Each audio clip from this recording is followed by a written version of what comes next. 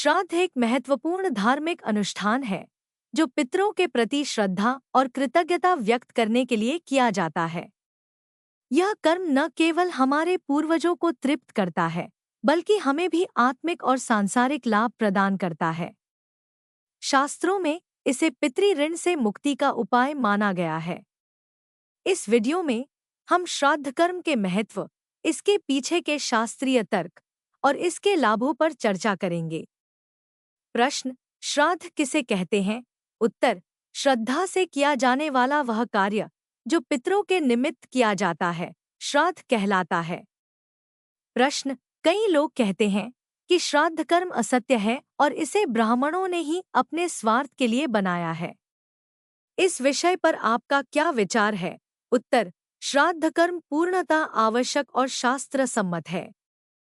हाँ, वर्तमान समय में लोगों के बीच यह धारणा हो गई है कि जिस बात को वे समझ लेते हैं वही उनके लिए सत्य है, और जो विषय उनकी समझ से परे होता है उसे वे असत्य कहने लगते हैं। कलयुग में अधिकतर लोग स्वार्थी हो गए हैं। वे दूसरों का सुख देख नहीं पाते। एक तरफ तो वे मित्रों के बड़े बड़े भोज निमंत्रण स्वीकार करते हैं और स्वयं भी उन्हें अपने घर आमंत्रित करते हैं। वे निरर्थक खर्चों में प्रसन्न रहते हैं, परंतु श्राद्ध कर्म में एक ब्राह्मण को भोजन कराने में उन्हें बोझ महसूस होता है। जिन माता पिता का ऋण जीवन भर की सेवा से भी नहीं चुकाया जा सकता, उनके लिए श्राद्ध करना अत्यंत आवश्यक है।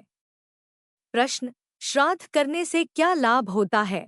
उत्तर, शास्त्रों के अनुसार मनुष्य पर 3 प्रकार के ऋण होते हैं: देव ऋण, ऋषि ऋण और पितृ ऋण। श्राद्ध कर्म के द्वारा पितृ ऋण चुकाया जाता है। विष्णु पुराण में कहा गया है, श्राद्ध से तृप्त होकर पितृगण समस्त कामनाओं को पूर्ण कर देते हैं। इसके अलावा श्राद्ध कर्म करने वाले से विश्वदेवगण, पितृगण, मातामह और कुटुंबजन सभी संतुष्ट होते हैं। पितृपक्ष, आश्विन का कृष्ण पक्ष में पितृगण स्वयं श्राद्ध ग्रहण करने आते हैं। श्राद्ध से वे प्रसन्न होते हैं और न होने पर निराश होकर शाप देकर लौट जाते हैं। विष्णु पुराण में पितृगण कहते हैं, क्या हमारे कुल में कोई ऐसा बुद्धिमान पुरुष उत्पन्न होगा जो धन के लोभ को त्याग कर हमारे लिए पिंडदान करेगा? श्राद्ध कर्म को छोड़ना सही नहीं है, क्योंकि इसे करना अत्यंत सरल है। प्रश्न, पितरों को श्राद्ध कैसे प्राप्त होता है?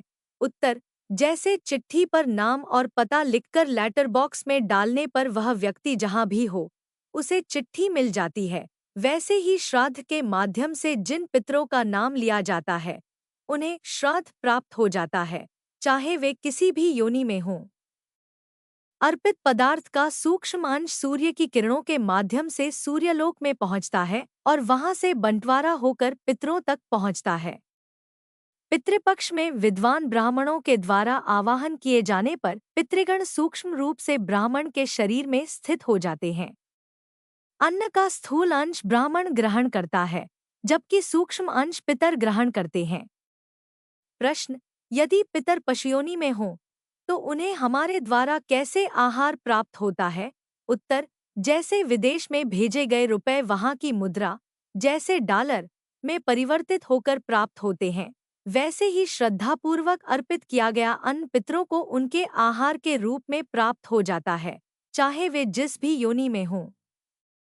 प्रश्न, यदि पितर परमधाम में हों, जहां आनंद ही आनंद है, तो क्या वहां उन्हें किसी वस्तु की आवश्यकता होती है? श्राद्ध का क्या लाभ होगा? उत्तर, नहीं। जैसे यदि हम किसी दूसरे शहर में किसी को पैसे भेजें और पता चले कि वह व्यक्ति अब जीवित नहीं है, तो वह धन हमारे खाते में वापस आ जाता है। उसी प्रकार यदि पितर परमधाम में हों, तो श्राद्ध कर्म का फल हमें ही प्राप्त हो जाता है। इसलिए श्राद्ध हर स्थिति में लाभकारी है।